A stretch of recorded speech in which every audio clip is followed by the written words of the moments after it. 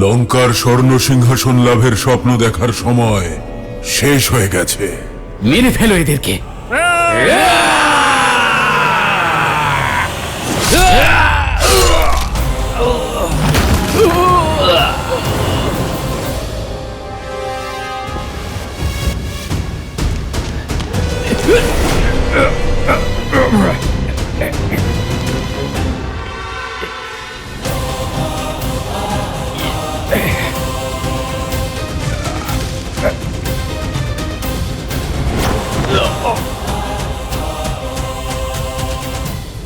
এই সংসার এটা ভুলে যায় যে দশাননের আরো এক মস্তক রয়েছে।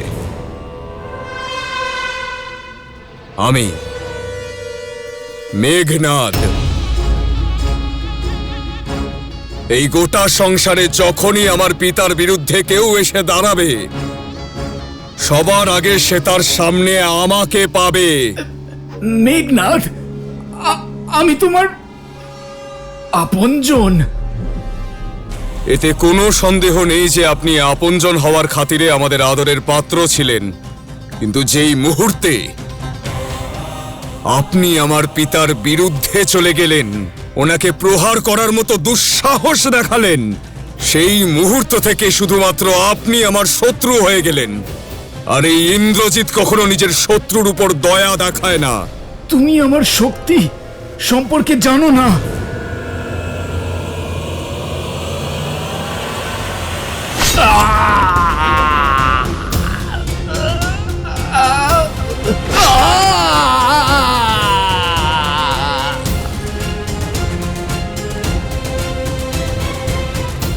শক্তির অনুমান তো রয়েছেই, আর কিভাবে আমি আমার পিতার চরণে নিয়ে গিয়ে আপনাকে ফেলি সেটাও আপনি দেখতে পাবেন।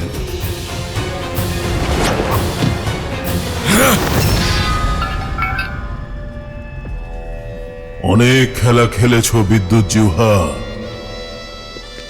এবার এই খেলা সমাপ্ত করার সময় হয়েছে।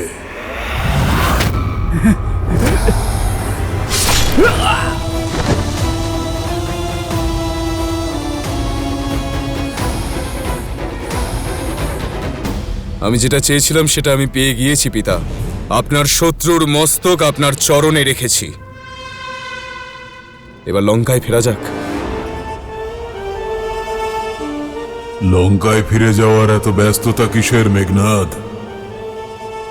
নিজের বিজয় উৎসব পালন করো। যে লঙ্কার সম্মান রক্ষায় এই প্রচেষ্টা করেছ, তার জন্য নাগলোক থেকে কিছু উপহার সংগ্রহ করে নাও। সৈন্যগণ, নাগলোকে ছড়িয়ে পড়ো। প্রতিটি কোণায় খুঁজে দেখো নাগমণি, আভূষণ, আর যা মূল্যবান বস্তু পাবে ছিনিয়ে নাও, লুট করো।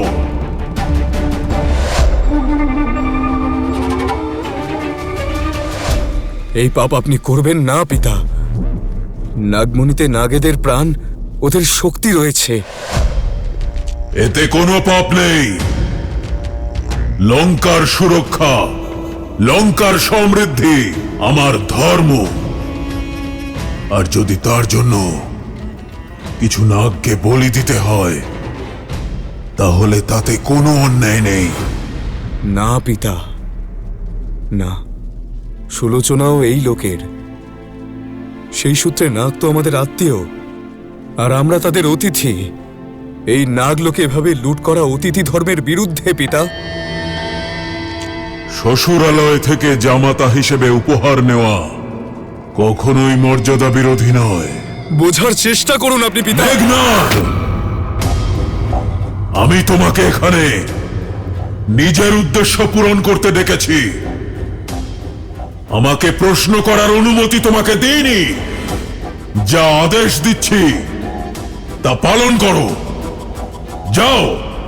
যথা আজ্ঞা পিতা।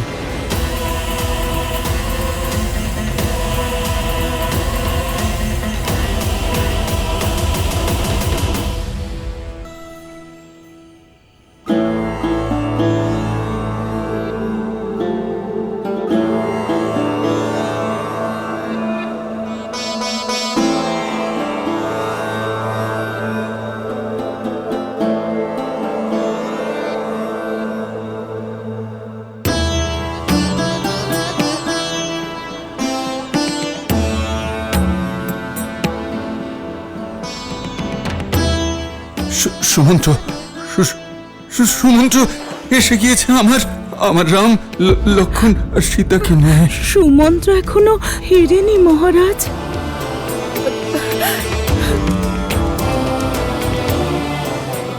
অর্থাৎ এখনো ফিরেননি যখন, তখন রাম আর সীতাকে সঙ্গে নিয়েই ফিরবেন। হ্যাঁ মহারাজ। আমার রাম পিতা।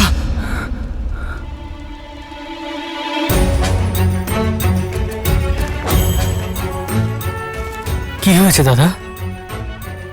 সবকিছু ঠিক আছে তো? কিছু না লক্ষণ।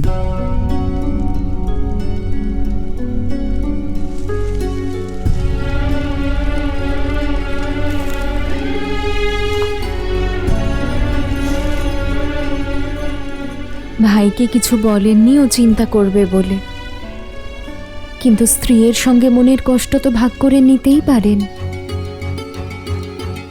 একটা স্বপ্ন দেখে আমি বড়ই বিচলিত হলাম। এমন মনে হলো যেন পিতা আমাকে ডাকছেন। তুমি জানো সীতা, আজ পর্যন্ত কোনো ভয়কে আমি মনের কাছে আসতে দিইনি, কিন্তু জানি না কেন পিতার কথা মনে পড়তেই সেই ভয় যেন আমায় আবদ্ধ করছে। এমন মনে হচ্ছে যেন অযোধ্যায় কোনো সংকট উৎপন্ন হয়েছে। আপনি ধর্ম পালন করতে এসেছেন আর্য। স্বপ্ন দেখে বিচলিত হলে উদ্দেশ্য কি করে পালন করবেন? অযোধ্যায় সব শুভ হবে। আপনি বিশ্রাম করুন, কারণ পুত্র যদি বিচলিত হয় তখন কিন্তু পিতামাতাও বিচলিত হন।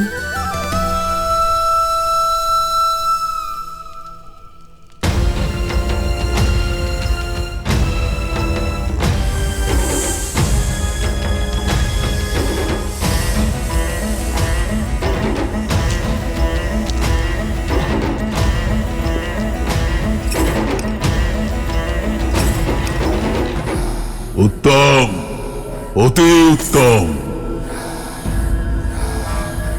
এসব লঙ্কায় নিয়ে যাওয়ার ব্যবস্থা করো। যথা আজ্ঞা পিতা। তোমার পিতার আজ্ঞাই তোমার বিনাশের কারণ হবে।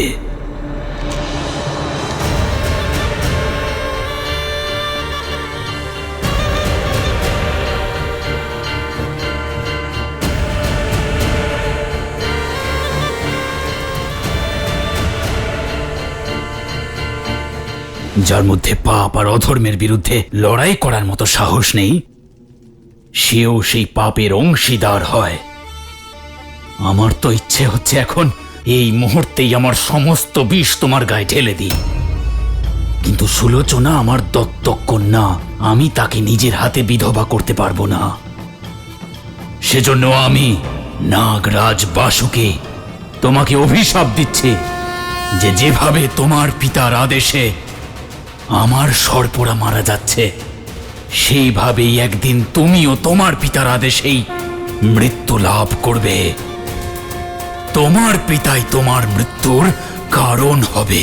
বাসুকি, আমারই সম্মুখে আমার পুত্রকে অভিশাপ দেওয়ার দুঃসাহস! দশানন আমি, কালও আমার দাস। ওনাকে আপনি ছেড়ে দিন পিতা। আমরা ইতিমধ্যেই অনেক পাপ করে ফেলেছি।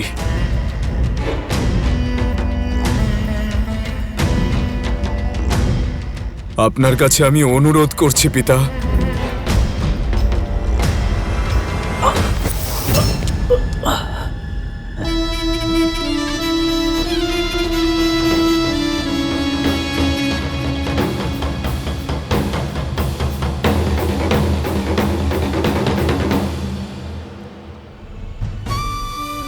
ছলনা করেছেন প্রভু রাম আমাদের সঙ্গে। ছলনা তো আমাদের চোখ করেছে আমাদের সঙ্গে। যেই আমরা সকলে ঘুমিয়ে পড়লাম, প্রভু রাম আমাদের ছেড়ে চলে গেলেন। আমাদের জীবনকে সুন্দর করার জন্য আমাদের প্রভু শ্রীরাম ওই দুর্গম পথে একাই চলে গেলেন। আমাদের রাম আমাদের ছেড়ে চলে গেলেন, এত নিষ্ঠুর হতে পারেন না।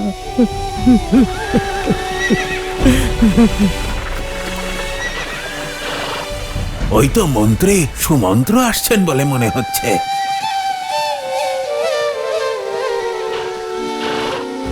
আমাদের প্রভু ফিরে আসছেন।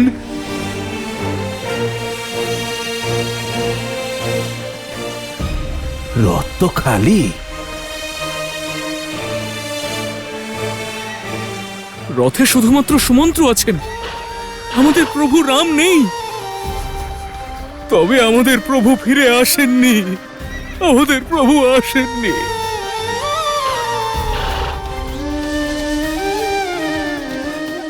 এসো এসো কইকেয়ী, এসো। মন্থরা, হ্যাঁ, তুমি আমাকে এত রাতে এখানে নিয়ে এসেছো কেন? সেই সত্যের আভাস দিতে যা এতদিন আমার স্বপ্ন ছিল। তোমার সিদ্ধান্তের পরিণাম তোমাকে দেখাতে। ওই দেখো অযোধ্যার রাজ সিংহাসন, যেখানে বসার ইচ্ছা হয়তো ইন্দ্রের মনেও আছে। কইকেয়ী, একবার ভাবো, যখন আমাদের ভরত ওই সিংহাসনে বসবে তখন কি হবে? তুমি কত প্রসন্ন হবে, কত গর্ব হবে তোমার। কইকেয়ী, তুমি তোমার কক্ষে একা বসে কষ্ট পাচ্ছ, গ্লানিতে ডুবে থাকছ, রামকে বনবাসে পাঠানোর সিদ্ধান্তে দুঃখ পাচ্ছ। না কইকেয়ী, না, তুমি যা করেছো একদম সঠিক করেছো। ভরতকে অযোধ্যার রাজা করতে যা করতে হয় তাই করো। নিজের স্বপ্ন সত্যি করো কইকেয়ী, সত্যি করো নিজের স্বপ্ন। অমাত্য সুমন্ত্র এসে গেছেন। ওনার সঙ্গে কি কুমার রামও এসেছেন?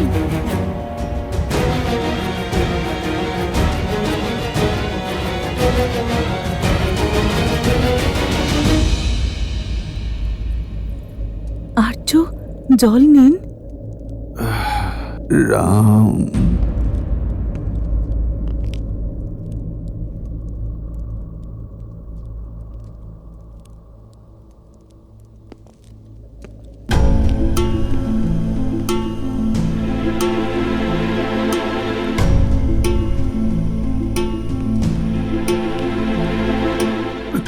সুমন্ত্র, সুমন্ত্র এসে গিয়েছে, এসে গিয়েছে।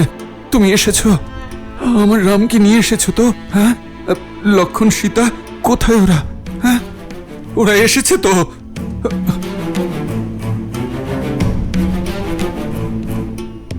এই শুভ মুহূর্তে তোমাদের চোখে অশ্রু কেন?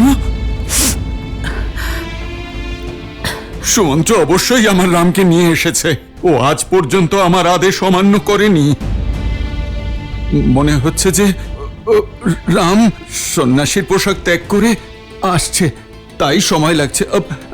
সুমন্ত্র, একটা কাজ করো, রামকে বলো যে ও যেন যুবরাজের পোশাকে আসে, আর সঙ্গে লক্ষণ আর সীতাকেও নিয়ে আসে। আমি ওদের দেখতে চাই। যাও যাও, নিয়ে এসো ওদের। দাঁড়িয়ে আছো কেন? সুমন্ত্র, যাও, কেন ওদের নিয়ে আসছো না? সুমন্ত্র, ওরা এসেছে তো? সুমন্ত্র,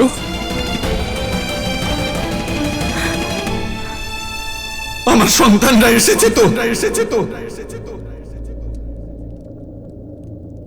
সুমন্ত্র, চুপ করে আছো কেন? কোথায় ওরা তিনজন?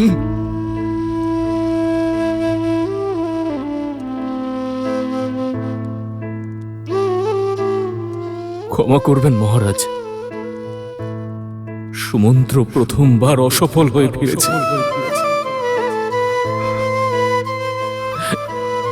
ওনারা আসেননি।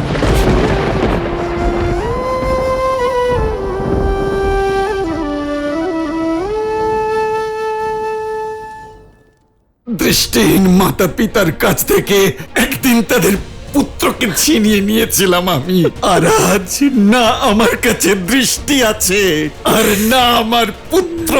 রাম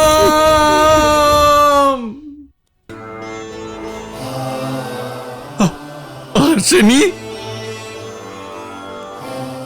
ওরা আসেনি কথার তাৎপর্য কি সুমন্ত্র? ওরা কেন আসেনি? কেন ফিরে এলে সুমন্ত্র? কোন অধিকারে তুমি ফিরে এসেছো? আমার একটা ইচ্ছা তুমি পূরণ করতে পারলে না। আমার কুলবধূ, আমার কন্যা সীতাকেও তুমি আনতে পারলে না। আমি যথাসাধ্য চেষ্টা করেছি মহারাজ, কিন্তু ওনারা রাজি হননি। শোনেনি, দেখে নিও, আমার রাম আমার কথা শুনবে। আমায় নিয়ে চলো, আমি যাব, আমি ফিরিয়ে আনবো আমার রামকে। আমায় নিয়ে চলো, আমি ফিরিয়ে আনবো আমার রামকে, আমি ঠিক ফিরিয়ে আনবো ওকে। ভুলটা আমারই যে আমি সুমন্ত্রকে রামকে আনার জন্য পাঠিয়েছিলাম। এবার আমি নিজেই যাব আর রামকে সঙ্গে নিয়েই ফিরব। চলো সুমন্ত্র। উনি আপনারই পুত্র মহারাজ, রঘুবংশের গৌরব। উনি ফিরবেন না, ফিরবেন না।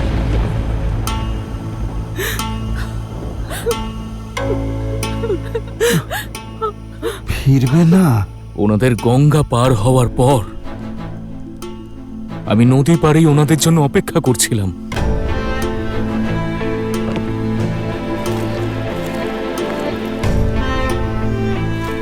মন্ত্রী সুমন্ত্র, আপনি ফেরেননি? কোন মুখে আমি ফিরব নিষাদ রাজ?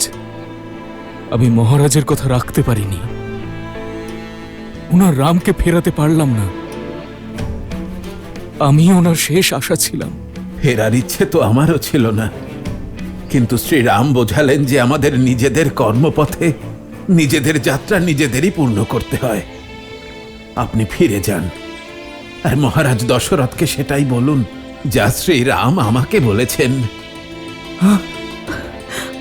কি বলেছে আমার রাম? বলো, কি বলেছে আমার রাম? উনি বলেছিলেন, অনেক সময় আশা ভঙ্গ হবার প্রয়োজন থাকে। কোনো বড় আশা পূরণ করতে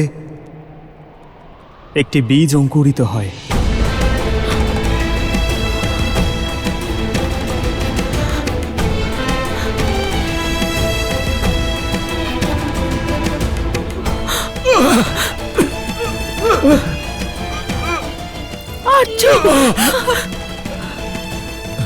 রাম,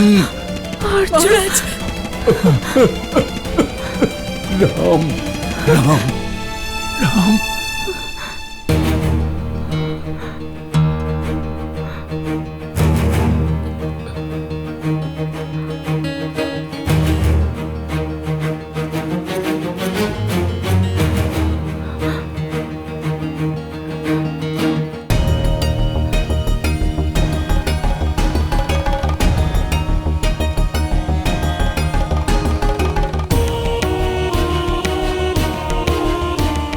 কৌশল্যা,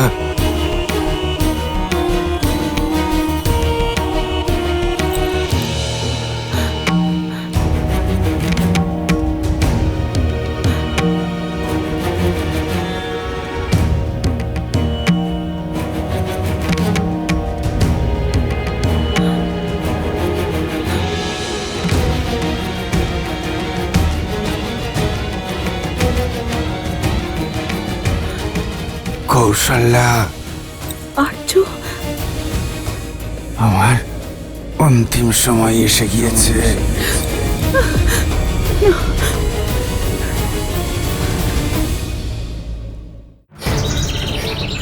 সাবধান হয়ে যাও দাদা। পাখিদের এই বিচলিত স্বর নিশ্চয়ই কোনো সংকট নিকটে আসতে চলেছে তার সংকেত এটা। লক্ষণ,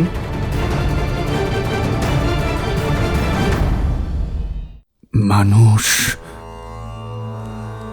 নিজের অন্তিম সময়ে নিজের কৃতকর্মের সবকিছু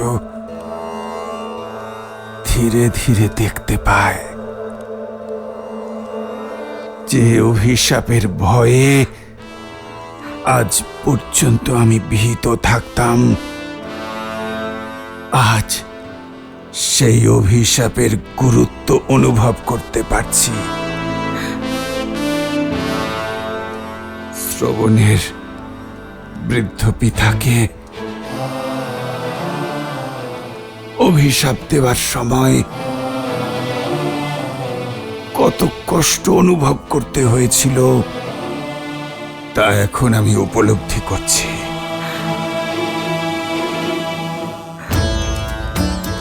দৃষ্টিহীন এক মাতা পিতার থেকে তাদের পুত্রকে ছিনিয়ে নিয়েছিলাম আমি, আর আজ না আমার কাছে দৃষ্টি আছে আর না আছে আমার পুত্র।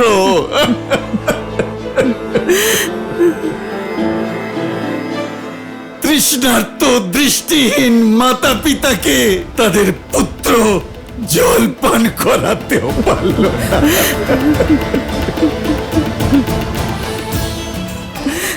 আমার চারটি পুত্র, কিন্তু আজ কেউই আমার সম্মুখে নেই যে আজ আমাকে গঙ্গা জল পান করাবে।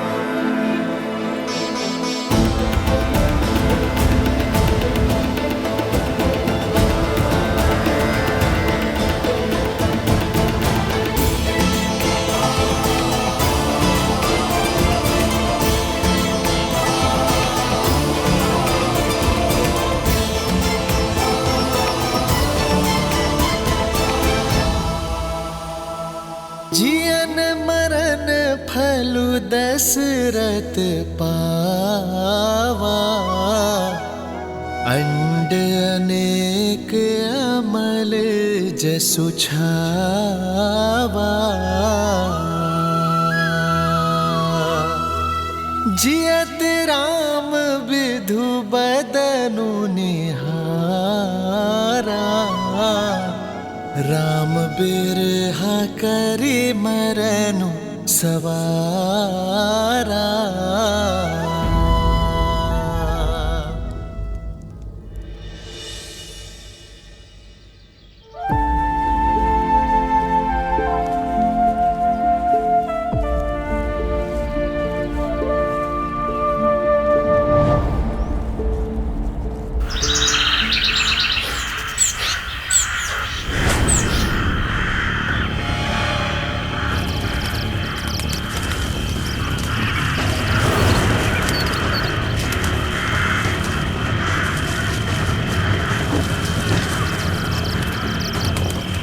সাবধান হয়ে যাও দাদা। পাখিদের এই বিচলিত স্বর নিশ্চয়ই কোনো সংকট নিকটে আসতে চলেছে, তার সংকেত এটা।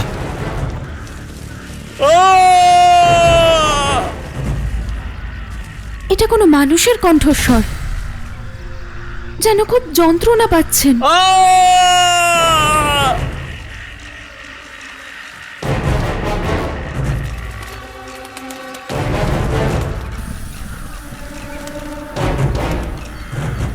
লক্ষণ,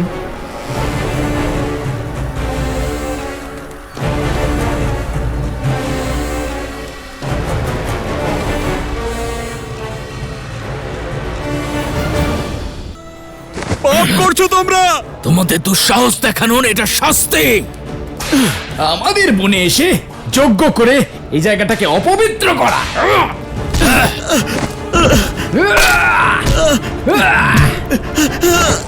এবার এই যজ্ঞের আগুনে জীবিত পড়বে তোমরা।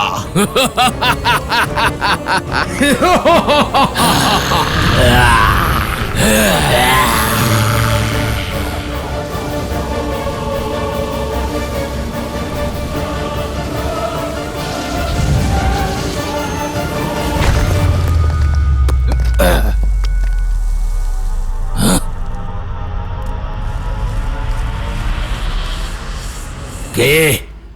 সামনে এসো।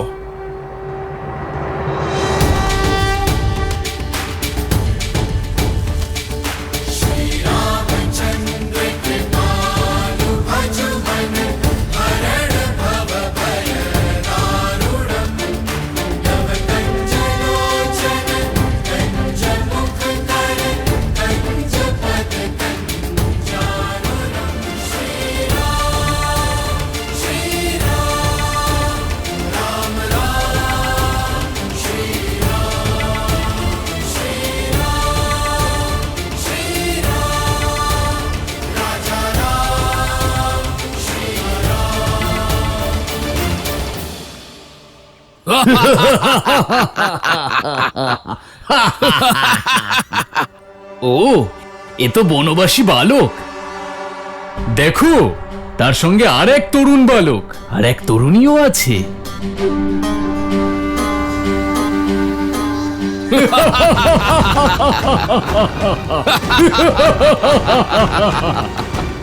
আমাদের বনে এসে আমাদেরকে বাধা দিয়ে অনেক বড় ভুল করছো নির্বোধ বালক। এই অগ্নিতে ঋষিদের সঙ্গে তোমাদেরও আহুতি দেব। তা এক মুহূর্তেই প্রমাণ হয়ে যাবে যে কে কার আহুতি দেবে। লক্ষণ,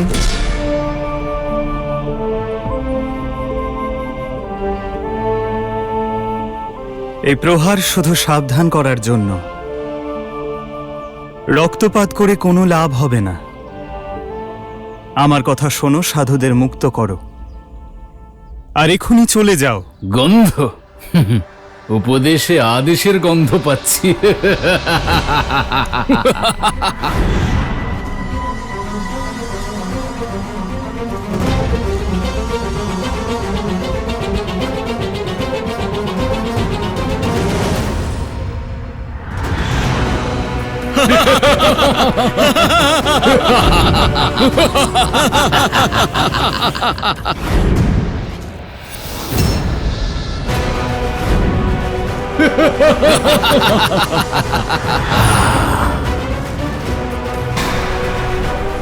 সীতা,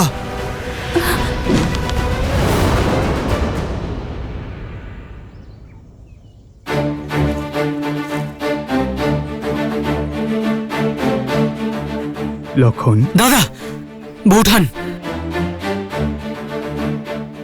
যাও সীতা। আসুন বৌঠান।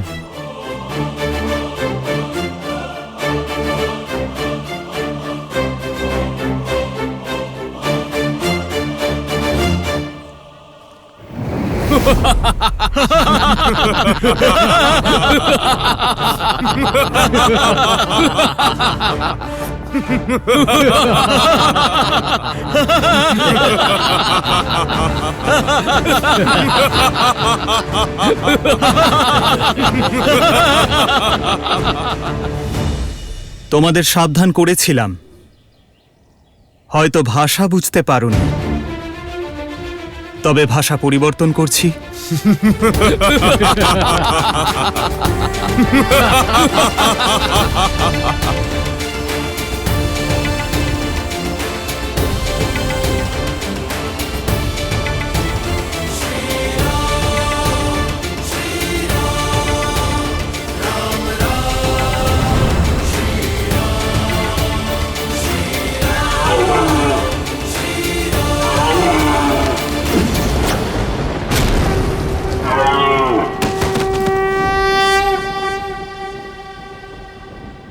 দাদা,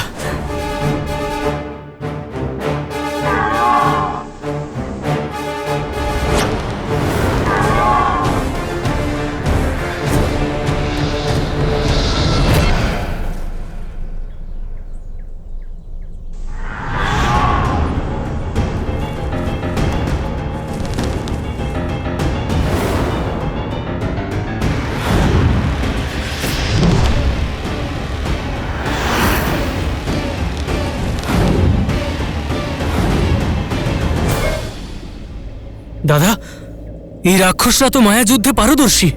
যদি আমরা ওদের দেখতেই না পাই তাহলে তীর নিক্ষেপ করব কিভাবে? ওদের দেখে তীর নিক্ষেপ করাটাই আমাদের ভুল লক্ষণ। কেবল নেত্র দ্বারা নয়, সকল ইন্দ্রিয়ের সহযোগিতা নিতে হবে। বুঝে গেছি দাদা, শব্দভেদীবান।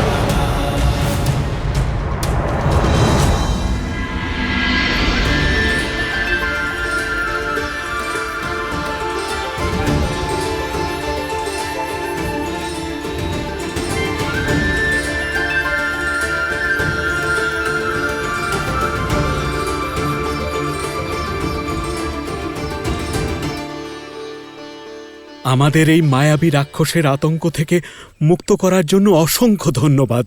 আমরা কি আমাদের উদ্ধারকর্তার পরিচয় জানতে পারি? ঋষিবর, আমি অযোধ্যাপতি দশরথ নন্দন রাম। রাম? সেই রাম যিনি তারকা এবং অহল্যাকে উদ্ধার করেছিলেন, হরধনু ভঙ্গ করেছিলেন? আগে হ্যাঁ ঋষিবর, সেই দশরথ নন্দন শ্রীরাম। আজ আমরা আমাদের তপস্যার ফল পেলাম। যদি কোনো আপত্তি না থাকে, চিত্রকূট বনে থেকে আমাদের উদ্ধার করুন। এই রাক্ষসদের প্রকোপ থেকে আমাদের বাঁচান প্রভু। সাধুদের সেবা করাই আমার ধর্ম। আপত্তি নেই, আমরা এখানেই থাকব ঋষিবর। কি করতে হবে জানো তো লক্ষণ? হ্যাঁ দাদা, ভালো করেই জানি। যা আমরা তারকা আর সুবাহুর সঙ্গে করেছিলাম, কারণ রাক্ষসদেরকেও বিধাতা সেই পঞ্চতত্ত্ব দিয়ে তৈরি করেছেন যা দিয়ে আমরা তৈরি। তাই প্রত্যেক জীবের শেষকৃত্য নিয়ম নিষ্ঠা মেনে করা উচিত, তাই না দাদা? शोक बिकल सब रोवहीं रानी, रूप सीलु बलु तेजु बखानी,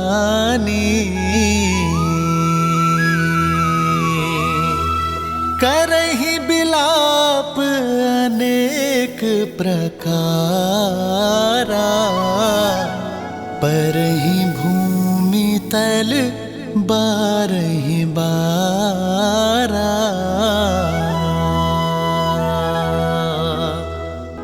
बिल पहि बिकल दासरुदासी,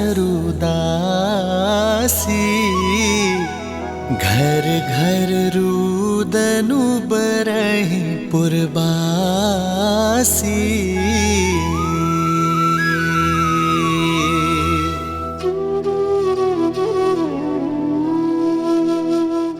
আজ অযোধ্যায় অন্ধকার নেমে এসেছে, কিন্তু রঘুবংশের এই সূর্য আরো তেজস্বী হয়েছেন। আমি গর্বিত যে নিজের জীবদ্দশায়, এমনকি মৃত্যুর সময়ও আমার শিষ্য রঘুবংশের পরম্পরার মান রেখেছে। আপনি জন্মেছিলেন নেমি হয়ে, আর গেলেন দশরথ হয়ে। আপনার অবদান এই সংসার যুগ যুগ ধরে স্মরণ করবে। চিরকাল সসম্মানে আপনি আমার চরণ স্পর্শ করতেন, কিন্তু আজ আমি আপনার সম্মুখে নতমস্তক হচ্ছি।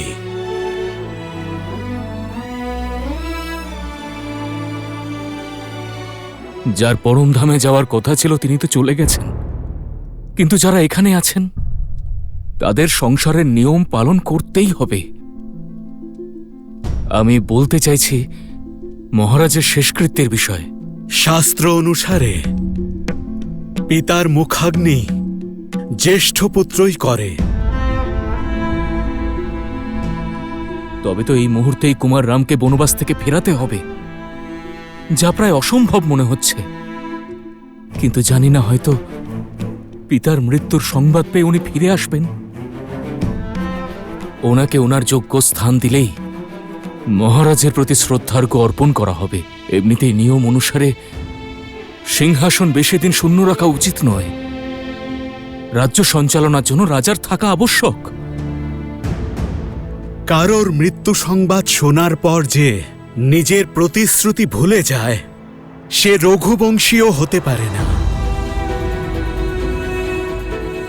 আমরা কোনোভাবেই বনবাস শেষ হওয়ার আগে রাম, সীতা আর লক্ষ্মণকে ফিরিয়ে আনতে পারব না। তাই রাজকুমার ভরতকে ফিরিয়ে আনার ব্যবস্থা করুন, কারণ মহারাজের প্রতিশ্রুতি অনুযায়ী এখন ভরতই যুবরাজ।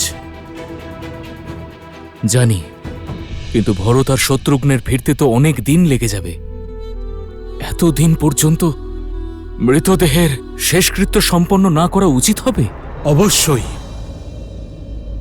কারণ এটাই সময়ের দাবি। মহারাজের দেহ সংরক্ষণ করা হবে।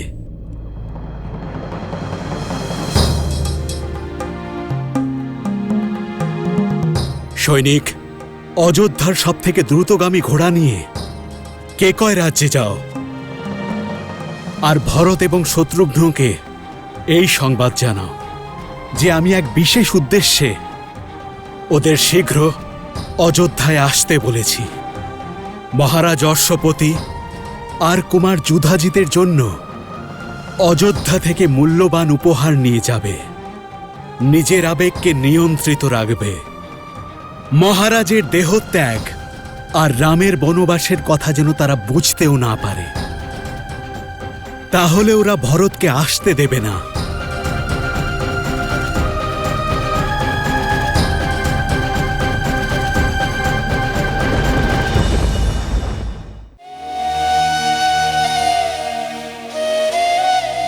তোমার দুটো প্রতিশ্রুতি তো সম্পূর্ণ হয়েছে, তাহলে এখানে কেন এসেছো? আমি শুধু একবার মহারাজকে।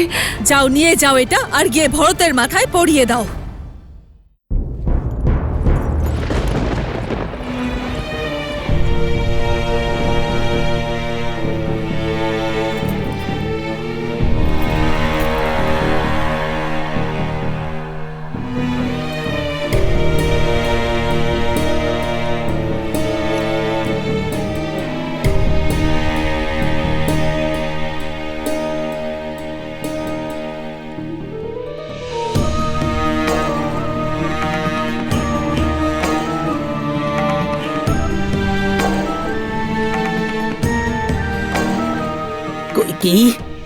কই কি শুনেছ তুমি? আচার্য বশিষ্ঠ ভরতকে অযোধ্যা ফেরার আদেশ দিয়েছেন। এর অর্থ বোঝো তুমি? আমার ভরত ফিরছে, অযোধ্যার হবু রাজা ফিরে আসছে।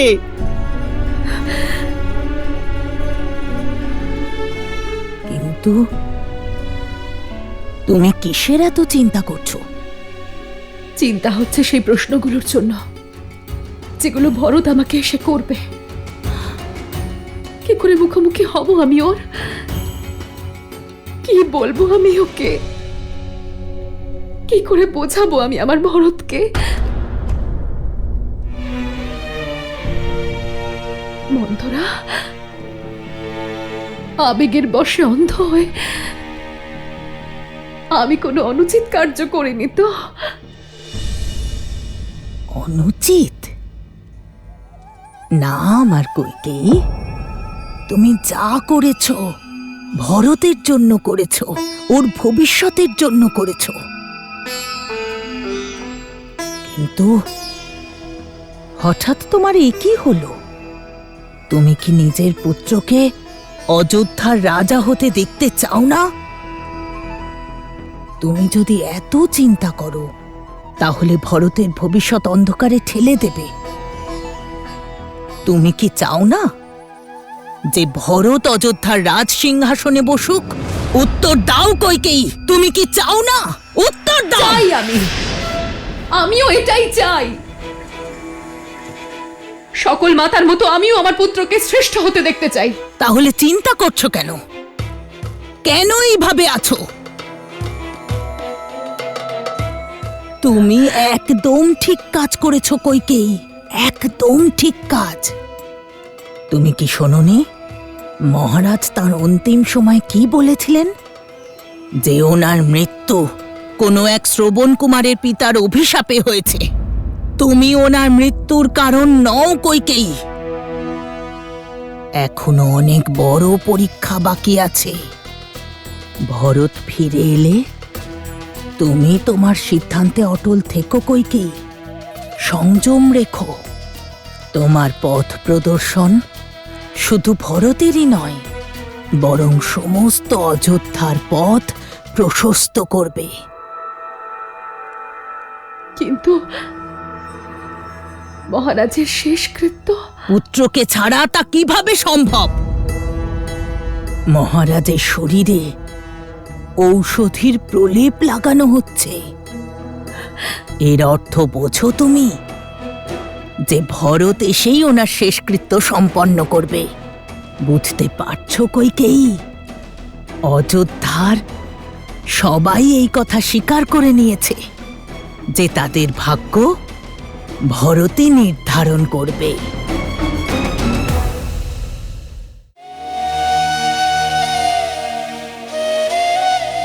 তোমার দুটো প্রতিশ্রুতিই তো সম্পূর্ণ হয়েছে, তাহলে এখানে কেন এসেছো? আমি শুধু একবার মহারাজকে। যাও, নিয়ে যাও এটা, আর ভরতের মাথায় পরিয়ে দাও। तेल नाओ भरी नृप तनु राखा, दूत बोलाई बहुरी अस भाषा।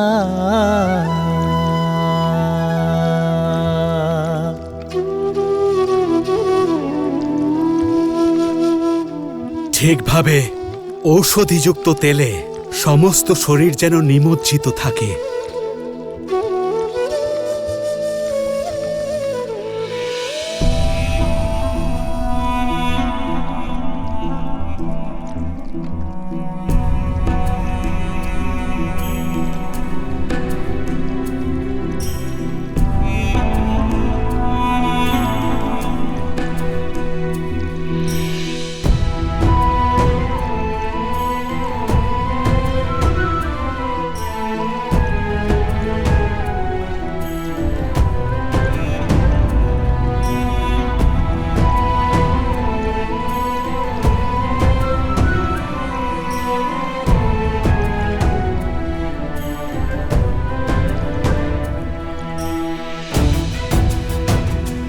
তোমার দুটো প্রতিশ্রুতি তো সম্পূর্ণ হয়েছে,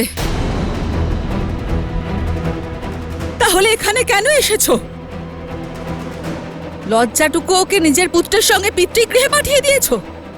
শান্ত হও সুমিত্রা, শান্ত হও। ক্ষমা করো দিদি, কিন্তু অযোধ্যার ভাগ্যে এই যন্ত্রণা নিয়তি নয়, কইকেয়ী দিদির কূটনীতি লিখেছে।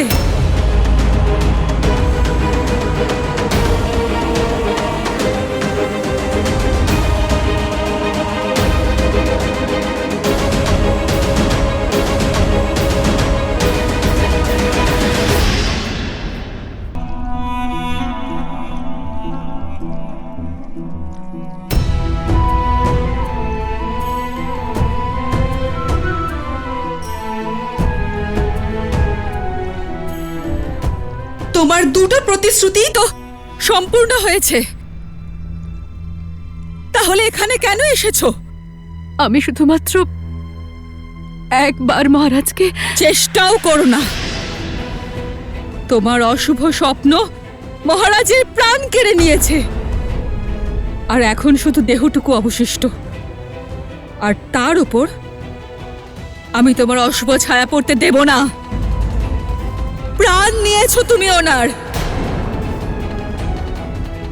এবার কি মৃত্যুর পরেও ওনাকে শান্তিতে থাকতে দেবে না? দয়া করে ওনাকে একটু শান্তি দাও।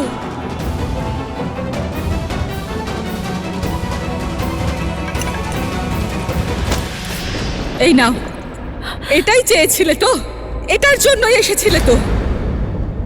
যাও, নিয়ে যাও এটা, আর পরিয়ে দাও ভরতের মাথায়।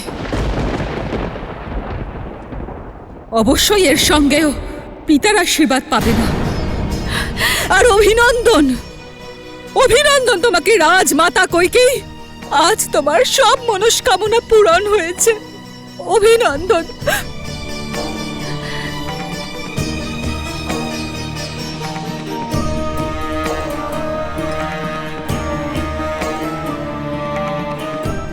এভাবে মুখ ঘুরিয়ে চলে গেলে তুমি সত্যিকে বদলাতে পারবে না দিদি। আর সত্যি এটাই যে তুমি আমাদের থেকে আমাদের সৌভাগ্য, আর অযোধ্যার থেকে তার ভাগ্য আমাদের রাম কেড়ে নিয়েছো।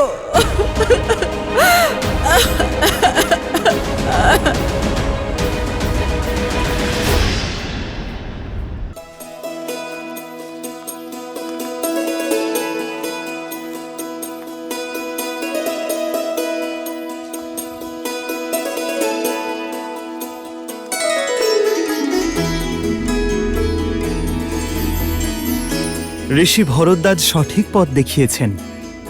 আমরা চিত্রকূটে ঋষিদের সেবা এবং সহায়তা দুই করতে পারব। বনবাস সার্থক হওয়ার এর চেয়ে ভালো উপায় আর কি হতে পারে আর্য? আর এই স্থানও কত সুন্দর।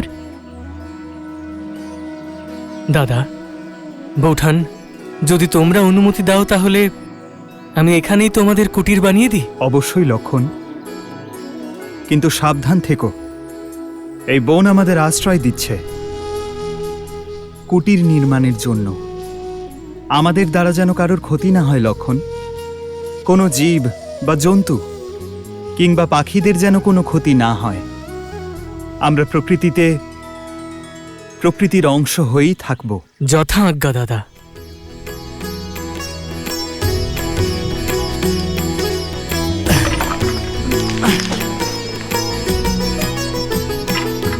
हो लक्ष्मण सिया सहित रघुराई,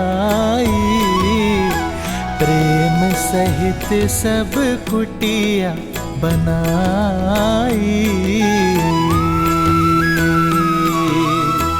गिरिवन नदी देख मन हर्षाए, रघुवर चरित सिया को सुहाए।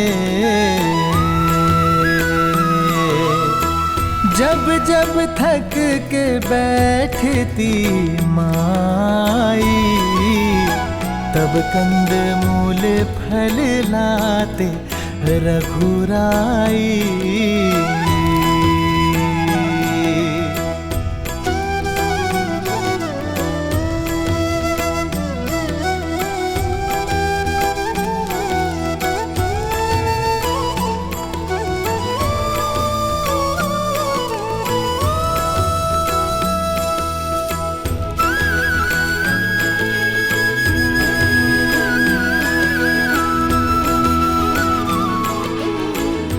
আপনার কিছু অংশ, এক মুঠো মাটি আমি আমার সঙ্গে নিয়ে যাচ্ছি মা।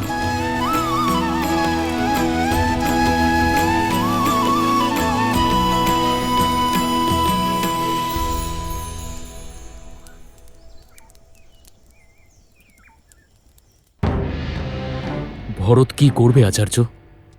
নিজের মায়ের ইচ্ছের কাছে সে কি মাথা নত করবে, নাকি নিজের পিতার মতোই ধর্মের পথে চলবে? রামের ভাই ভরত, আর আমার সম্পূর্ণ বিশ্বাস ভরত যা করবে তার কর্ম, তার চয়ন অনন্তকাল পর্যন্ত ইতিহাস মনে রাখবে।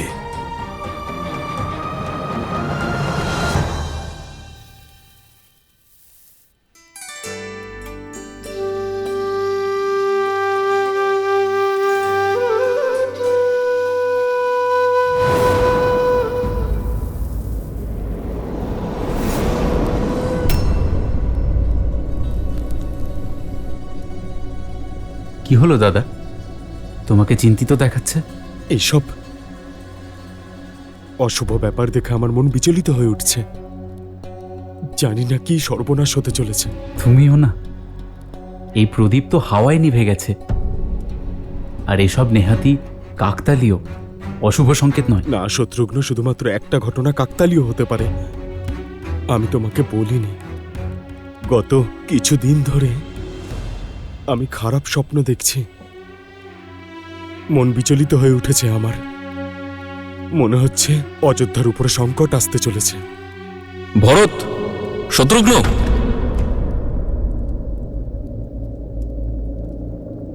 অযোধ্যা থেকে কোনো দূত এসেছেন।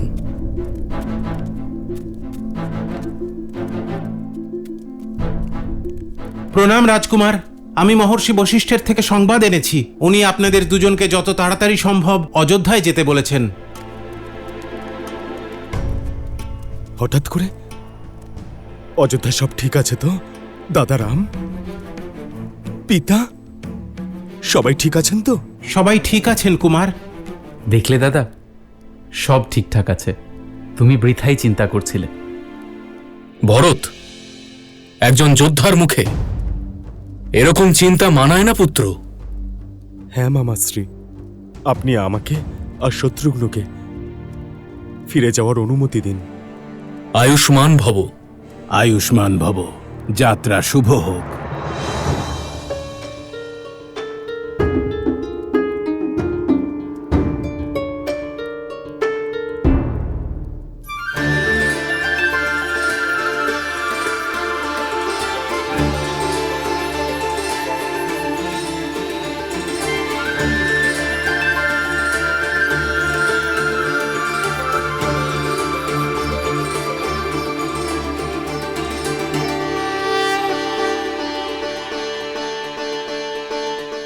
অদ্ভুত লক্ষণ।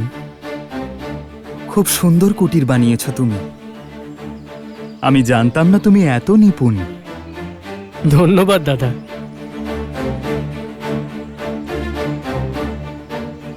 দাদা, এই কুটির এখন সম্পূর্ণভাবে তৈরি। যদি তুমি আজ্ঞা দাও তাহলে আমরা গৃহপ্রবেশ করি। আসলে গৃহ তো অযোধ্যায়, সর্বদা তাই থাকবে। সেই জন্য আজ এই চিত্রকূট বনে আমি অযোধ্যার মাটি ছড়িয়ে দিচ্ছি।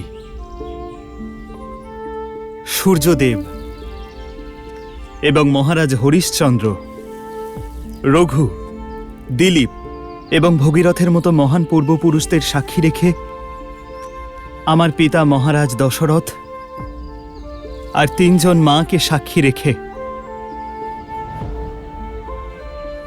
আমরা এই কুটিরে প্রবেশ করব।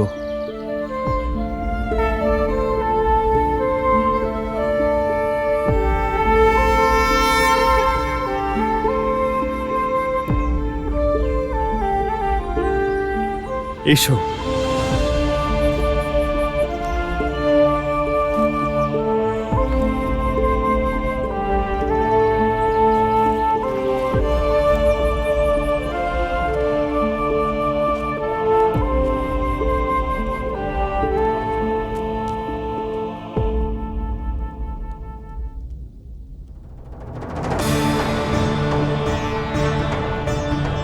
আমার অযোধ্যার পবিত্র মাটি, অযোধ্যার মান, সম্মান এবং শিক্ষার প্রতীক আপনি। সর্বদা ধর্মের পথে চলতে আমাকে সঠিক পথ দেখাবেন। অযোধ্যার কথা মনে পড়ছে দাদা? না লক্ষণ, জানি না কেন মন ভারাক্রান্ত হচ্ছে।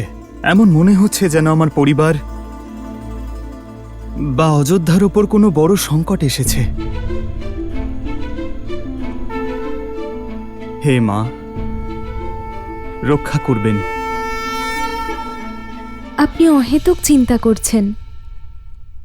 আমাদের পিতা সংসারের সবচেয়ে সক্ষম রাজা। উনি ওনার অযোধ্যার কোনো ক্ষতি হতে দেবেন না। তাছাড়া ভ্রাতা ভরত আর শত্রুঘ্নও তো আছে।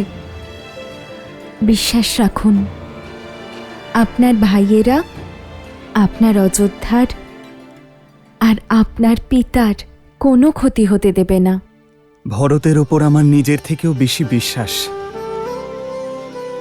ওর চেয়ে শ্রেষ্ঠ না কোনো পুত্র হতে পারে, আর না শাসক।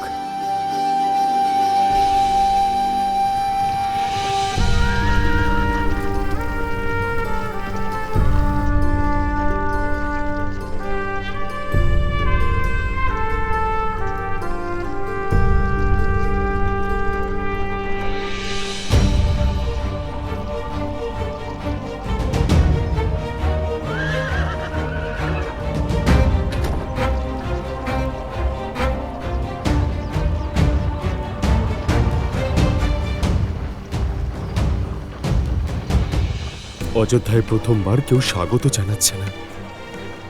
যে চোখগুলোতে সর্বদা প্রেম আর সম্মান দেখেছি, সেই চোখে আজকে ঘৃণা দেখছি। অবশ্যই কিছু একটা অনিষ্ট হয়েছে। সারথি রথের গতি বাড়াও। শীঘ্রই দাদা এবং পিতার সঙ্গে দেখা করতে হবে।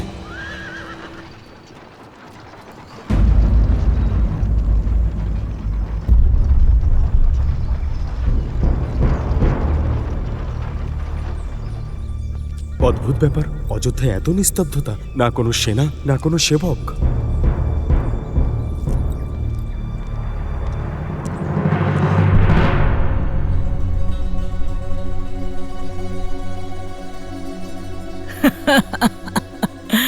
অপেক্ষা এবার শেষ হয়েছে। আমাদের ভরত এসে গেছে কইকেই। ভরত? হ্যাঁ, আমার ভরত। দাঁড়াও দাঁড়াও কইকেই, চোখে জল নিয়ে যাবে ভরতের কাছে। নিজেকে সামলাও কইকেই, মায়ের ধর্মকে বোঝো। ভরতকে তোমার আত্মত্যাগ, তোমার ভালোবাসার মূল্য আর তোমার চাওয়া প্রতিশ্রুতির গুরুত্ব বোঝাও। বুঝেছ কইকেই? অযোধ্যায় ভরত এসে যেন সবার আগে আমার সঙ্গে দেখা করে। যাও, যদি আমার আগে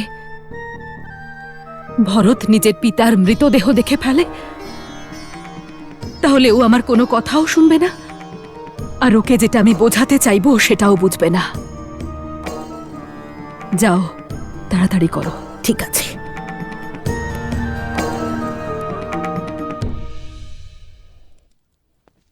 দাদা রাম, দাদা কোথায় তুমি? ভরত, দাদা, ভরত, ভরত, চলো চলো। তোমার মা কইকেই কখন থেকে তোমার জন্য অপেক্ষা করছে, চলো তুমি।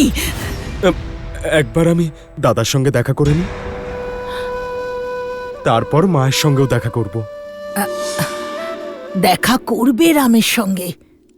জানো তো ভরত, পুত্রের ওপর প্রথম অধিকার মায়েরই হয়। হ্যাঁ, কইকেই কখন থেকে অপেক্ষা করছে তোমাকে দেখার জন্য। আগে আগে ওর সঙ্গে দেখা করো। হ্যাঁ, দাও দাও, যাও যাও ভরত। আচ্ছা।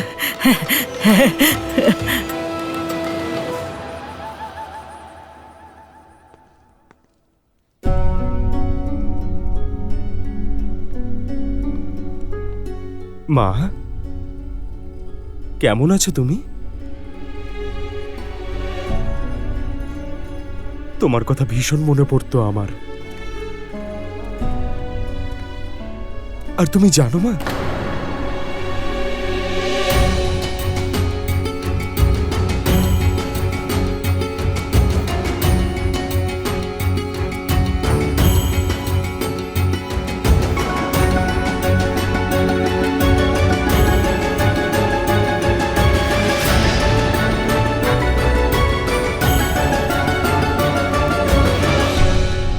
মা, তো তোমার তোমার চূড়ামণি, তোমার এমন পোশাক, এসব কি মা? মা দয়া করে বলো, যে ভয়ে আমার মন ব্যাকুল হচ্ছে তা সত্য নয়। এই সৃষ্টিতে যার জন্ম হয় তাকে একদিন না একদিন চলে যেতেই হয় পুত্র। এই নশ্বর দেহ যে সবাইকে ত্যাগ করতে হবে, যে যতই চেষ্টা করুক এ শরীর ধরে রাখার, কিন্তু অমর যে কেউ নয়।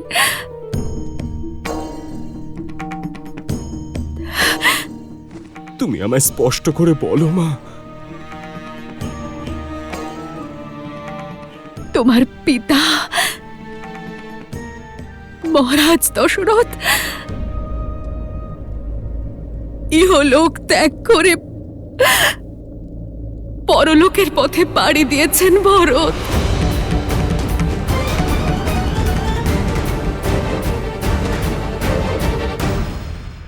মা, পিতা শেষ মুহূর্তে আমার কথা বলেছিলেন। তোমার পিতার প্রতিটা নিঃশ্বাসে শুধুমাত্র রাম ছিল। শেষ নিঃশ্বাস পর্যন্ত উনি শুধু রামকে স্মরণ করেছেন। অর্থাৎ দাদাও এখানে ছিল না? মা, দাদা কোথায়?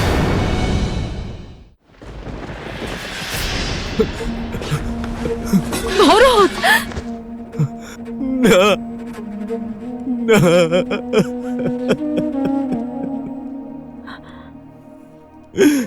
এটা অসম্ভব, এটা অসম্ভব। ভরত!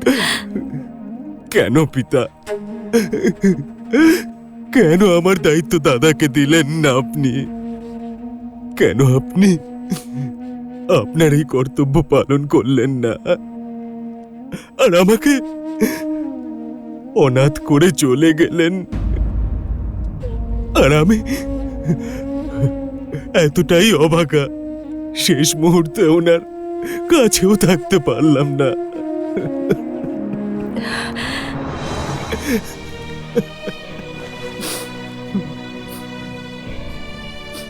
রঘুকুলের রাজপুত্র তুমি, একজন যোদ্ধা, একজন বীর পুরুষের এভাবে চোখের জল ফেলা শোভা পায় না।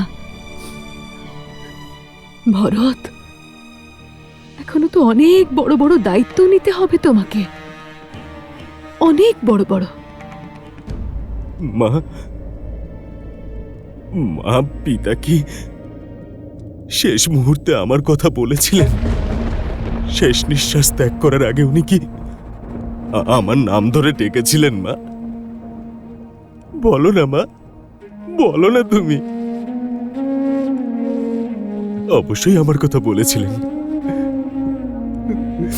আমায় খুব স্নেহ করতেন উনি। তোমার পিতা স্নেহ করতেন শুধুমাত্র রামকে।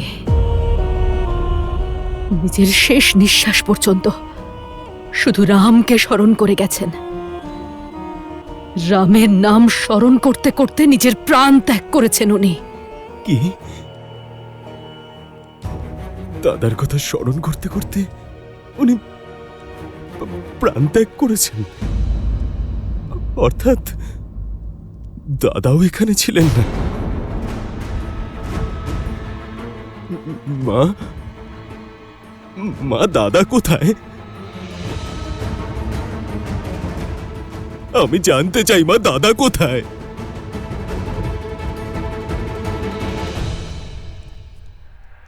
বনে।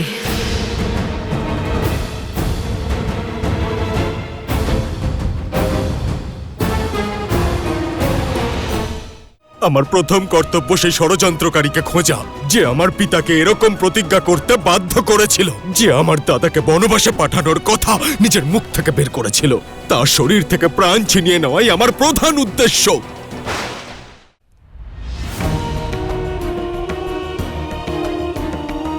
কি বনে? কিন্তু কেন? অযোধ্যায় এসব কি চলছে মা? এমন কি প্রয়োজনীয় কাজ পড়ে গেছিল যে দাদা রাম পিতার শেষ মুহূর্তে পৌঁছাতে পারেনি? আমি কে কয় থেকে এখানে চলে এলাম, আর দাদা বনে রয়েছে। কেন মা? রঘুকুলের রীতির মান রাখতে হচ্ছে তোমার দাদাকে। তোমার পিতার দেওয়া প্রতিজ্ঞা পূর্ণ করতে গেছে। প্রতিজ্ঞা? কিসের প্রতিজ্ঞা মা? তোমার পিতা দুটো বর দিয়েছিলেন। রাম যাবে 14 বছরের বনবাসে, আর তুমি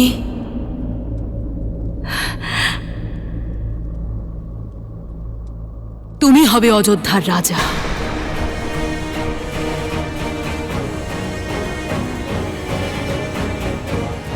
তুমি অযোধ্যার রাজপুত্র, অর্থাৎ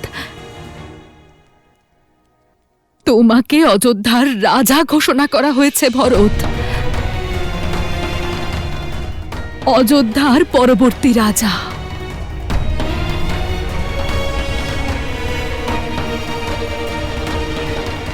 এই সময় চোখের জল ফেলার নয় ভরত, একজন বীর রাজার মতো নিজের দায়িত্ব পালন করার সময়, নিজের প্রজাদের মন জয় করার সময় একজন বীর যোদ্ধা হয়ে ওঠো আর নিজের সমস্ত দায়িত্ব পালন করো। ঠিকই বলেছ মা তুমি। এবার সময় হয়ে গেছে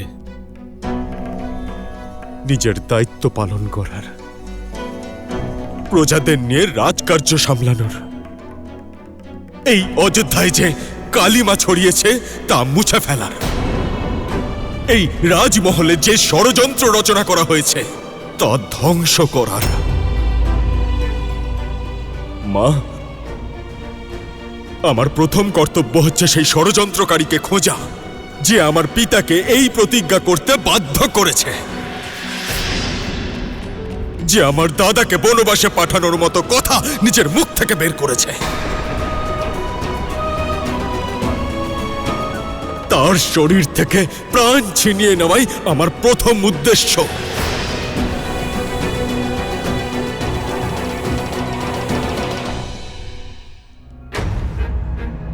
প্রতিজ্ঞা করছি আমি আমার অযোধ্যাকে আর আমার দাদাকে, একবার ওই ষড়যন্ত্রকারীকে আমি পেয়ে যাই, ওকে জীবিত ছাড়বে না এই ভরত।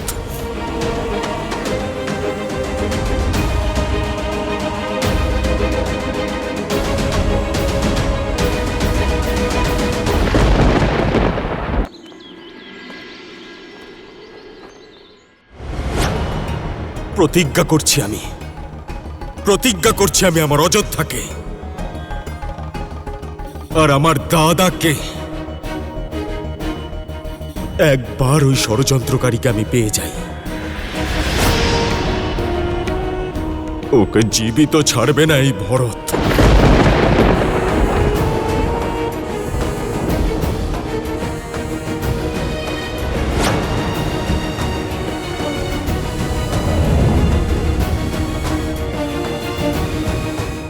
এভাবে বলো না পুত্র। আমি যা বলছি মা তা এতক্ষণে হয়ে যাওয়া উচিত ছিল। তোমার ওকে মৃত্যুদণ্ড দিয়ে দেওয়া উচিত ছিল। ওই পাপী, সেই পাপী তোমার সামনে দাঁড়িয়ে আছে। যা শাস্তি দেওয়ার তোমার মাকে দাও।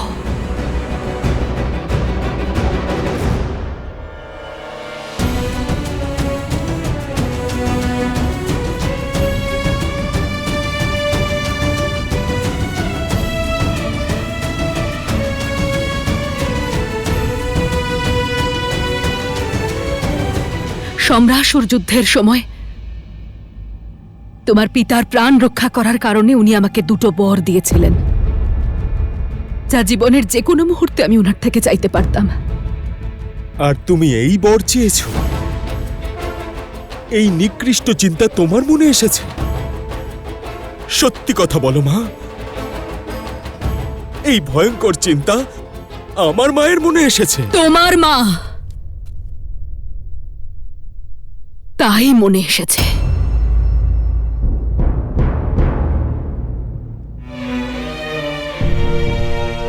নিজের পুত্রের ভবিষ্যতের জন্য এই মায়ের কাছে যে আর কোনো উপায় ছিল না ভরত। ভরত, তুমি খুব সরল, রাজনীতি বোঝো না। তুমি চলে যাবার পরেই মহারাজ কৌশল্যাপুত্র রামকে অযোধ্যার রাজা ঘোষণা করে দিয়েছিলেন। আমার ভরত চলে যেতেই রামের পথ প্রশস্ত করেছিলেন উনি। আমার ভরতের সাথে অন্যায় হচ্ছিল, কিন্তু আমি একজন মা নিজের বর চেয়ে খেলাটাই বদলে দিলাম ভরত।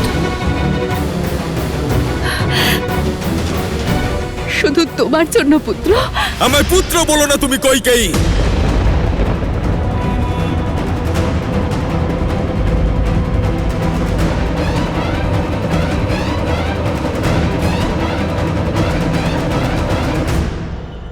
পুত্র বলো না তুমি আমায়।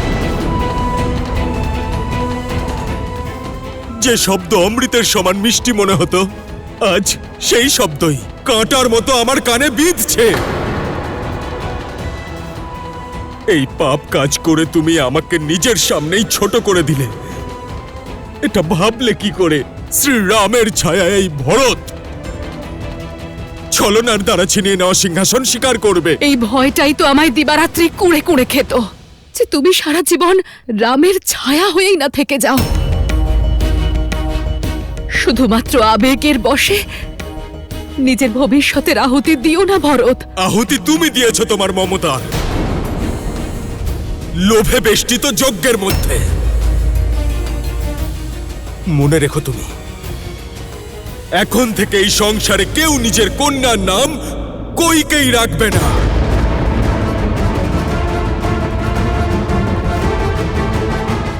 কিন্তু এটাও সত্য যে এই সংসার ভরত নাম শুনলেও সন্দেহ করবে। ভরত, এভাবে বলো না ভরত। আমি যা করেছি তোমার জন্য করেছি, যাতে তুমি একজন দাস হিসেবে নয়, রাজা হিসেবে বাঁচতে পারো। আর আরো একটা সত্যি হলো যে তোমার পথ থেকে রাম নামক কাঁটার সঙ্গে সঙ্গে লক্ষণ আর সীতাও বনে চলে গেছে।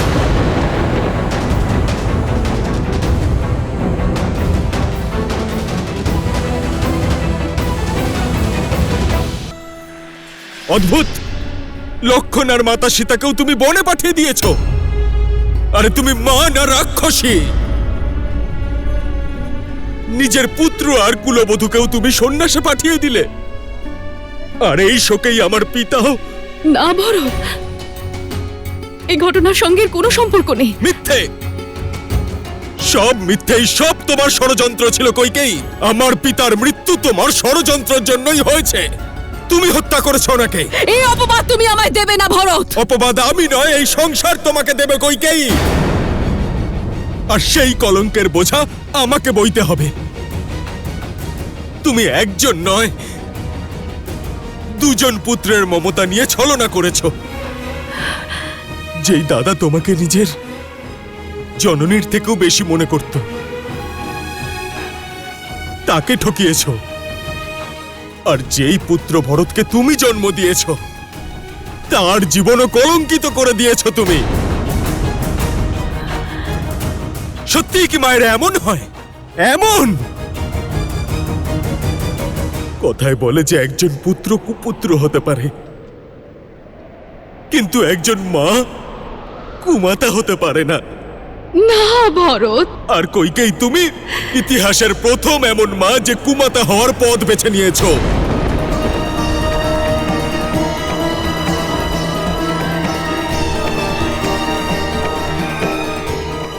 আমি যা করেছি ভরত তোমার জন্য করেছি, তোমার মোহে করেছি ভরত। থামো, থামো। মাতা পিতার কর্তব্য সন্তানদের উচিত পথ দেখানো, বোনের পথ দেখানো নয়। এই পাপের কলঙ্ক মুছতে আমার গোটা জীবনও কম পড়ে যাবে। না ভরত, তোমার জন্যই আমার দাদা আর আমার মা না জানি আমার ব্যাপারে কি না কি ভাবছে।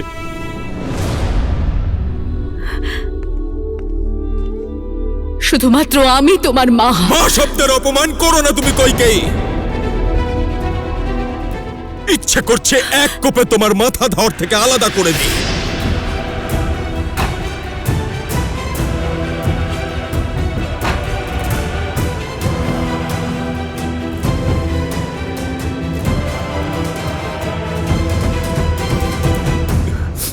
কিন্তু আমার এই সিদ্ধান্ত আমার দাদাকে আরো কষ্ট দেবে, কিন্তু শাস্তি তো পাবেই। যে পুত্রমোহ আর যেই সম্পর্কের জন্য তুমি আমার স্বর্গের মতো অযোধ্যাকে নরক করে দিয়েছ, আজ সেই সম্পর্ক ভাঙছি আমি। আজ থেকে তুমি আমার জন্য শুধু মহারানী কইকেই, আর কিচ্ছু না। ভরত, এই শাস্তি আমাকে দিও না পুত্র। আজ আমি এখানে প্রতিজ্ঞা করছি যে সত্তার সিংহাসনের জন্য তুমি এত বড় ষড়যন্ত্র করেছ, সেটা কোনোদিনও সম্পূর্ণ হতে দেব না আমি। ওই অযোধ্যার সিংহাসন কোনোদিনও স্বীকার করব না আমি। আর না তো এই কক্ষে আমি কোনোদিনও পা রাখব। ভরত, ভরত শোনো। আমি রঘুকুল কুমার ভরত তোমাকে পরিত্যাগ করছি কইকেই। ভরত, ভরত, ভরত! আমি কি করে ফেললাম? আমি কি করে ফেললাম? ভরত, আমাকে ক্ষমা করে দাও ভরত। ভরত,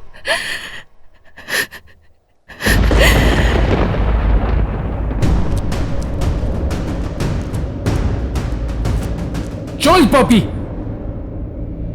কেউ আমায় বাঁচাও, কেউ আমায় সাহায্য করো। চল। যে তোর সহায়তা করতে আসবে তাকে আমি তোর থেকেও বেশি কঠিন শাস্তি দেব। শত্রুঘ্ন, ছেড়ে দাও আমাকে। আমি তোর প্রাণ নিয়ে নেব।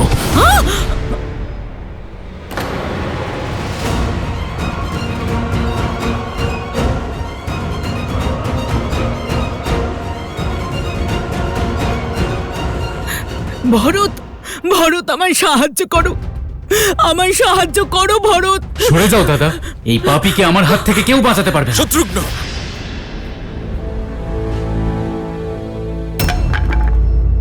শান্ত হও শত্রুঘ্ন। আমরা রঘুকুলের বংশধর, আর আমরা নারীদের উপরে হাত তুলি না। নারী? নারী এরকম হয় না দাদা। নারীর বেশেও একজন রাক্ষসী। শত্রুঘ্ন, তুমি জানো না দাদা, এর জন্যই আমাদের রাম দাদা, সীতা মা আর লক্ষণ দাদা বনে চলে গেছে। এই ষড়যন্ত্রে শুধুমাত্র একা নয়, মহারানী কইকেইও এর সঙ্গে যুক্ত। শত্রুঘ্ন, শাস্তি তো ওনারও পাওয়া উচিত। মনে থাকে যেন, যদি আমরা মর্যাদা ভঙ্গ করি তাহলে দাদার চোখে আমরা দুজন অপরাধী হয়ে যাব। ত্যাগ করবেন উনি আমাদের। তাহলে কি ওকে এভাবেই ছেড়ে দেব দাদা? এই পাপীর মৃত্যুদণ্ড হওয়া উচিত। অপরাধীকে কি শাস্তি দেওয়া হবে সেই সিদ্ধান্ত একজন রাজা নেয়। দাদাকে একবার ফিরে আসতে দাও। ওর পাপের শাস্তি দাদাই ঠিক করবেন। আর দাদার অযোধ্যায় ফিরে আসার প্রস্তুতি শুরু করো। ততদিন পর্যন্ত এই পাপীকে কারাগারে বন্দী করো। না না ভরত, সৈনিকরা না না, নিয়ে যাও একে আর কারাগারে বন্দী করো। আমাকে কারাগারে বন্দী করো না, আমাকে বাঁচাও। না ভরত, না ভরত, না, আমি মরে যাব ভরত, আমাকে বাঁচাও, আমাকে বাঁচাও ভরত, আমাকে বাঁচাও। আমাদের রামদাদা মর্যাদার প্রতীক, কিন্তু বুঝতে পারছি না দাদা, লক্ষণ দাদা এই অপরাধীদের শাস্তি দিল না কেন? কেন সে চুপচাপ বনে চলে গেল? কেন দাদা বলো?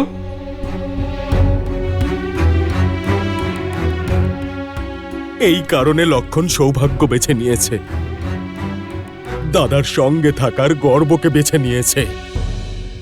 যদি আমরাও লক্ষণের জায়গায় থাকতাম তাহলে আমরাও দাদার মতনই মর্যাদা লঙ্ঘন করতে পারতাম না।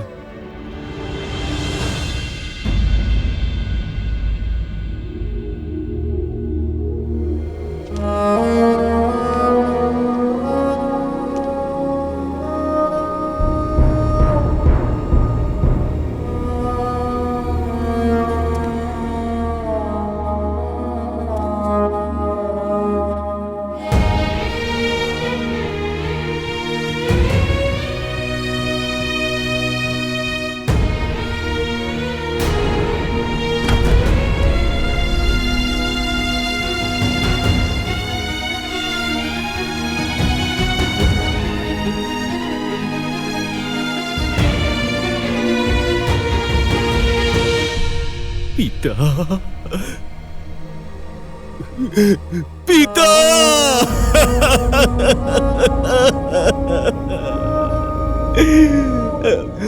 অনেক বড় অপরাধ করেছি আমি।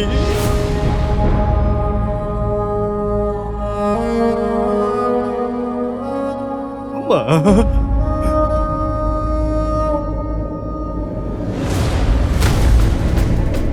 ভরত, হবু রাজার এইভাবে বিলাপ করা শোভা পায় না। অভিনন্দন যুবরাজ। পিতার মৃত্যুকে আশ্রয় করে রাজ সিংহাসন পেয়েই গেলে তুমি। আজ মহারানী কইকেয়ী তো নিশ্চয়ই খুব আনন্দিত, নিশ্চয়ই খুব গর্বিত। রঘুকুলে নতুন উদাহরণ প্রতিষ্ঠা করেছ। রাজ সিংহাসনের লোভে সম্পর্কের বলি দিয়ে সিংহাসন অধিকার করা ইক্ষ্বাকু বংশের প্রথম রাজা হতে চলেছ। তাই অকারণে এই অশ্রুপাত করে দুঃখ করা বন্ধ করো আর আনন্দ করো সিংহাসন লাভ করার, রাজপাট লাভ করার। আর তুমি যা করেছো তার দায়িত্ব নাও ভরত।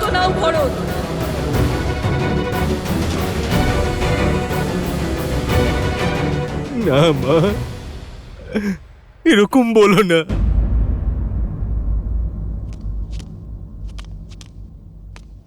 মা, মা আমার কথা বিশ্বাস করো তুমি, আমি কিচ্ছু করিনি মা।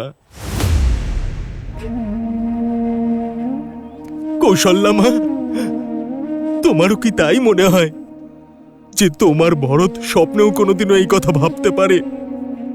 মা, ছোটবেলা থেকেই তুমি আমাকে সব থেকে বেশি ভালোবেসেছো। সমগ্র সংসার আমার দিকে আঙুল তুলতে পারে, কিন্তু তোমার নিস্তব্ধতা, তোমার ক্রোধ আমি সহ্য করতে পারবো না যে মা। আমি কিচ্ছু করিনি মা, আমি কিচ্ছু করিনি, আমি কিচ্ছু করিনি, কিচ্ছু করিনি আমি। তোমার নারায়ণকে আমি সাক্ষী রেখে বলছি, দাদাকে সাক্ষী রেখে বলছি, যদি এই ষড়যন্ত্রে আমি বিন্দু মাত্র জড়িত থাকি তাহলে যেন আমার প্রাণ চলে যায়। আমার এই মুহূর্তেই যেন মৃত্যু হয় মা। বিশ্বাস করো কিছুই করিনি আমি, কিচ্ছু করিনি আমি।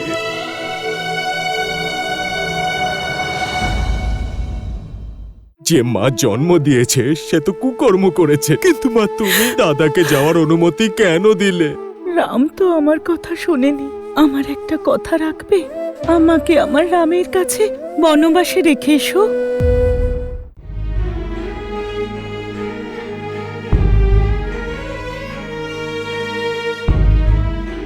আর কখনো এই কথা বলো না। আমরা আগেই 2 পুত্র আর 1 পুত্রবধূকে হারিয়েছি, আর এখন যদি তুমি এই কথা বলো তাহলে আমরা কি করে বাঁচবো বলো তো? না না মা, বিশ্বাস করো, দাদার চরণের থেকে বড় সিংহাসন আমার কাছে আর কিছুই নয়। ওনার ছত্র ছায়ার থেকে সুরক্ষিত কোনো পদ নয়।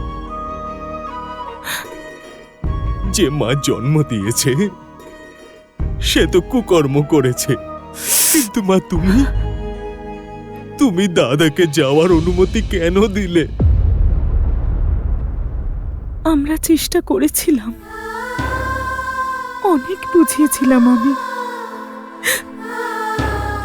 কিন্তু তুমি তো রামকে চেনো। নীতি, প্রতিশ্রুতি আর ধর্মের সব শিক্ষা রয়েছে। সব ছেড়ে চলে গেল সীতা আর লক্ষণের সঙ্গে।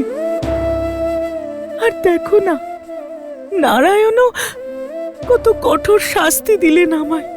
রাম চলে যাওয়ায় আমার মৃত্যু হলো না। মা, আমি বলেছিলাম সুমিত্রা যে আমার ভরত কখনো কূটনীতি করতে পারে না। আমাকে ক্ষমা করে দাও পুত্র। আমার সন্তান আর আমার স্বামীর বিয়োগের জন্য আমি তোমাকে ভালো করে বুঝতেও পারিনি। না মা, তুমি ক্ষমা চেও না। ক্ষমা তো আমার চাওয়া উচিত। দোষটা তো আমার যে আমি ওই মহারানী কৈকেয়ীর গর্ভে জন্মেছি। জানি না মহাদেব আমার নিয়ে অতীতে কি লিখে রেখেছেন। বুঝতে পারছি না আমি যে এত বড় একটা পাপের প্রায়শ্চিত্ত আমি কি করে করব মা। মা,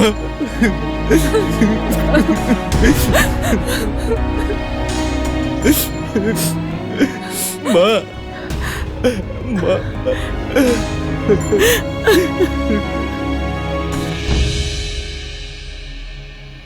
ভরত, রাম তো আমার কথা শোনেনি, কিন্তু তুমি আমার একটা কথা রাখবে? আমায় আমার রামের কাছে বনবাসে রেখে আসবে?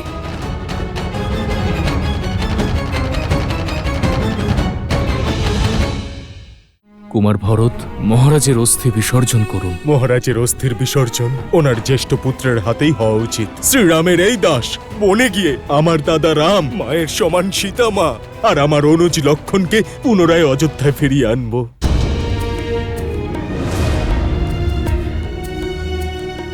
না মা, কোনোদিনও নয়, কারণ এটা কোনো ন্যায় নয় আর না তো কোনো প্রায়শ্চিত্ত। তোমাকে আমি বনে নিয়ে যেতে পারবো না মা।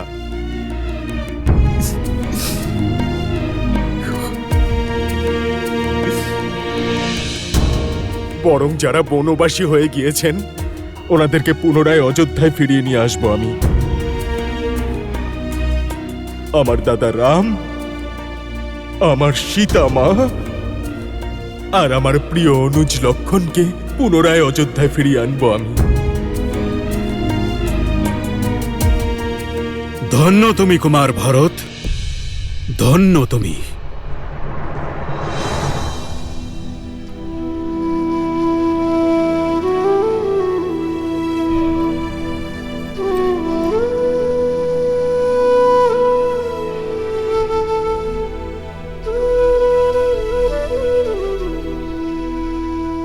সৌভাগ্য লাভ করার জন্য সকলে ধর্মকে অনায়াসে ত্যাগ করে, কিন্তু তুমি ধর্মের পথ অনুসরণ করবে বলে সৌভাগ্যকে ত্যাগ করছো।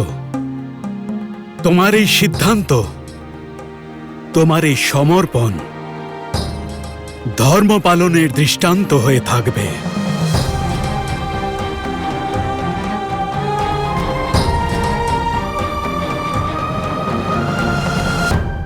যে সময় চলে গেছে তা নিয়ে বিলাপ করো না। এখন তোমাদের দায়িত্ব পালন করার সময়। নিজেদের মনকে শক্ত করো, চোখের জল মুছে নাও পুত্র, আর নিজের পিতা রাজা দশরথের শেষকৃত্যের আয়োজন আরম্ভ করো।